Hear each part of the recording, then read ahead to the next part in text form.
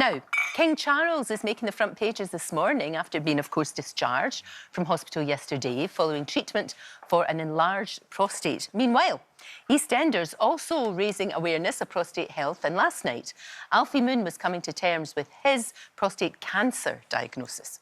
Get out of the way. You need to move out of the way. Billy, I need to go to the toilet quick. Listen, can someone come? Let's just move!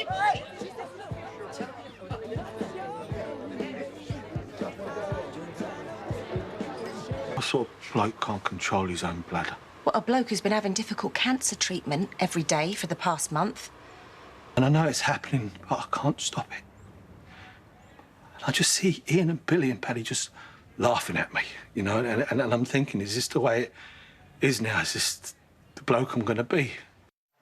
Well, Shane Richie joins me now alongside Dr. Hilary. Shane, I watched that last night and it was so blinking sad. And actually, I think it was really good that you did that scene. I know you really wanted to show that he wets himself, the poor soul, he can't help it. Yeah, I mean, this was a storyline that I wasn't expecting to do. I was brought up to the office by our boss, Chris Clenshaw, who's doing a fantastic job, you know, with the big Christmas storyline they did. So this was going to run alongside it. And funny enough, the week he brought me up, I go for a men's health check. I'm sure the doctor here will recommend it for all men. And so once a year, I go for a men's health check, and everything was fine. And 2 days later, I got a phone call, would I go up and see Chris, our boss? And we sat down, and I'm thinking he's going to talk about Cat and Alfie or a future storyline. And he said, how do you feel about doing a storyline where Alfie and prostate cancer? And I was like, thinking, oh, my God, only 2 days previous I'd been for a men's health check. So that was a bit of a shock out of the blue. And then playing that story, now it has been a slow burner. And then the more we spoke about it, the more research I did. We got to meet nurses from Macmillan, of course, the charity. And we got to meet certain gentlemen that had gone through this particular disease. So when the story was put to me, I had a friend of mine recently who'd just gone through prostate cancer and treatment.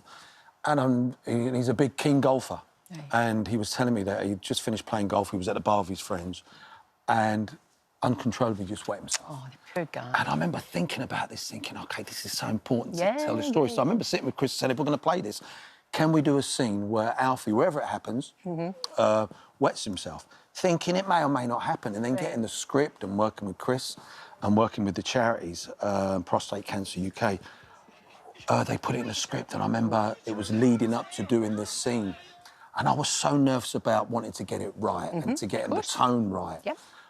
So I think we're doing the story justice. I like to think we... No, you are, and it's a wonderful thing, isn't it, Hilary? And it's really that's important. What makes it so real, because sadly, that's what happens with this, you know. Look, it's the commonest cancer of all in men. 52,000 cases every year, 12,000 deaths.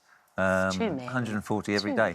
So this is a really important storyline. I'm so pleased for doing it, and what with King Charles speaking out as well. We've already noticed an increase in number of visits to GPs, people coming forward, and we're slowly getting rid of that stigma about prostate cancer. That's why what you did last night in that storyline was so important, because you know what it's like when something like that happens. People laugh at you. Or they go, oh, and it's all embarrassed, and it's all, oh, my God, and all of that. And you've actually shown that, hey, so what? This is what happens. This is the reality of the situation. And also the way the story starts to play out, and certainly tonight's episode where Alfie's kind of kept it to himself. And I think men in general are very much like that, especially when it comes to something like prostate, because we know what part of the body it affects, and we know what sort of examination you may or may not need. And it can affect your sex life. And Alfie talks about that tonight, and how he talks about feeling less of a man. And then Kelly Bright, who wonderfully plays Linda, says, you know, a man is not just justified by his sex life, or, you know, and the fact that we're shining a light on this particular cancer in men, I think is really important. It's really important. And it's a bit like the parallel that we have with breast cancer and women having mastectomies. They're still the woman that they've always been.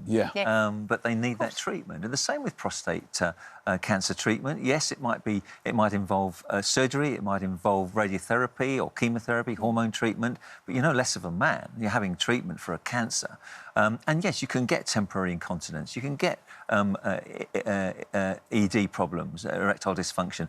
Usually it's temporary. Usually there's a way around that. Yeah. So it's all dealable with. You know, counselling is part of the treatment these days. The more men start to open up about it and talk about it, as you will be in the show tonight, Well, exactly. the better. That's what's good. I mean, obviously with King Charles, it's an enlarged prostate that he's got. It's a benign one, And it's benign. So, but at the same time, it's still saying to people, you know, saying to men, the King got checked out, you know, and watching something. I mean, a storyline like this on EastEnders does so much more because we identify with your characters. You said it's been a slow burn, it's not come out of nowhere. No. And how he's had to deal with it.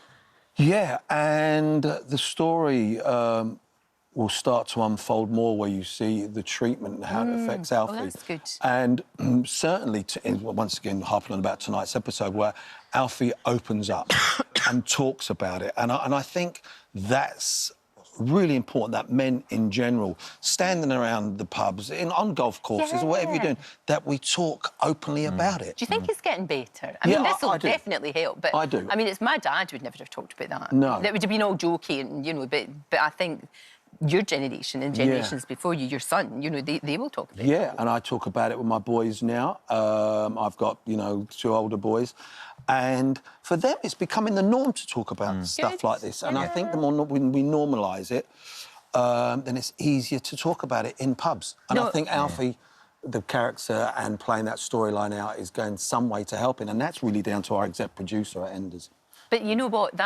You'll probably never know how many lives you've saved, potentially. You'll probably never know that, but it definitely will happen. And 40 years of EastEnders next year. Yeah, There's going to be big celebrations. It is. There's a lot of buzz now. I can't at believe work. that. That's 40 crazy. Years. I know. I've been there just, nearly 22 years.